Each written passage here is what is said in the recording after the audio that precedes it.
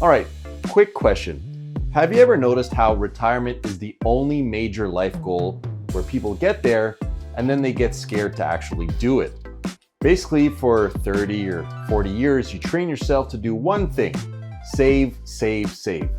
Then retirement shows up and the plan is suddenly spend, spend, spend.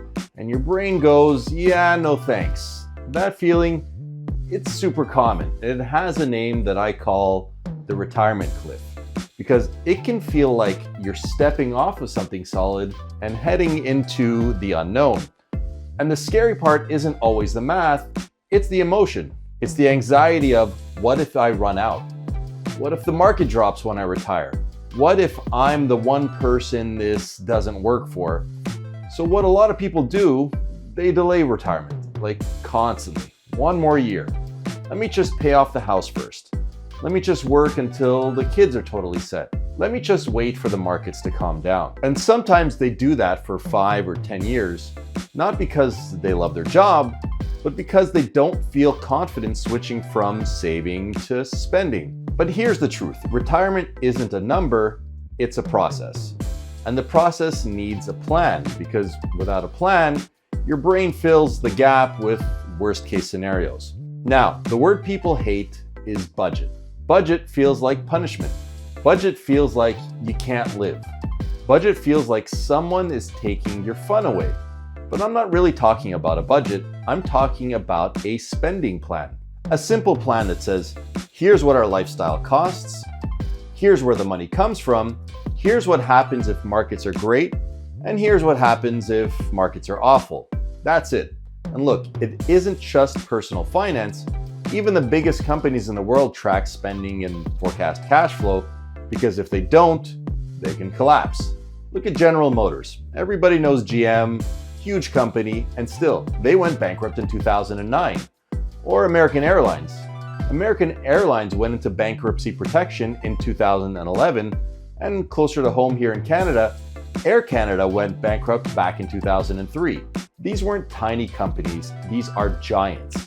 And the lesson isn't about singling out a few big cases of corporate recklessness, it's just reality. If you don't watch expenses and cash flow, even something that feels inevitable can break. So, why would retirement be any different? Now, one strategy that can really help people emotionally is something called a cash wedge. And it's simple. Instead of having all your retirement spending tied directly to the stock market, you keep a slice of your portfolio in safer assets, usually to fund your near-term spending. A common version is a 5-year laddered GIC strategy. With this strategy, you might have GICs maturing each year for the next 5 years. That way, if the market drops, you're not forced to sell stocks at a bad time just to pay your bills. You've got cash flow sitting there, sheltered from day-to-day market drama. Now, full transparency. Over the long run, studies and real-world results often show that holding too much safe money can simply mean lower returns versus staying invested. So really, it's a trade-off. But for some people, that trade-off is worth it, because better sleep matters and less panic matters. It helps you stay disciplined and not derail the plan at the worst possible time. Then yeah, that's a win. So the goal isn't to be perfect. The goal is to build a plan you can actually stick to. And a good plan usually includes a few key pieces. First, know your retirement lifestyle cost. Not in a strict micromanaging and penny pinching kind of way, just in a realistic way. Second, know all your income sources.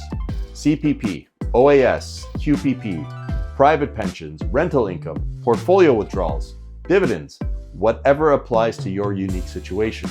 Third, have rules for bad markets. Like if markets drop, we pause a big trip for a year, or we cap withdrawals, or we lean on the cash wedge. That said, bad markets can happen at any moment, so it's good to plan in anticipation of the inevitable market drop. That removes the fear because you're not guessing in the moment. In Canada, taxes matter a lot in retirement. One reason retirees like dividend-paying Canadian stocks in non-registered accounts is because eligible dividends can be taxed more favorably than interest income thanks to the dividend tax credit. Does that mean dividends are magic? Absolutely not. But it's one of the tools that can make retirement cash flow more tax smart. And for some people, there are also insurance strategies. Some retirees use whole life insurance as part of a plan to create a tax efficient stream of cash later on. But here's the key thing. If you're borrowing against a policy, that cash flow is debt. It's not income. So it has to be structured properly, and it's definitely not for everybody.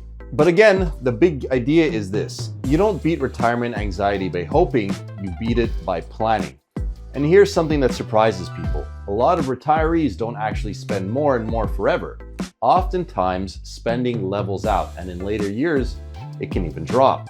And many people end up passing away with a lot more money than they expected. Not because they were stingy with every dollar, but because they had a plan. They stayed disciplined, and they didn't panic when markets got bumpy. So if you're feeling that retirement cliff anxiety, hear me out. You're normal. What you're feeling isn't unusual, and you're not the only one. But don't let fear steal your best years. Build the plan, stress test it, add a cash wedge if it helps you sleep, and use tax smart tools like dividends where it fits. And then actually give yourself permission to enjoy what you've been working hard for. All right, if this helped, hit like, subscribe, and share this with someone who keeps saying one more year. And if you want me to cover a retirement topic next, drop me an email. Thanks for watching, and I'll see you in the next video.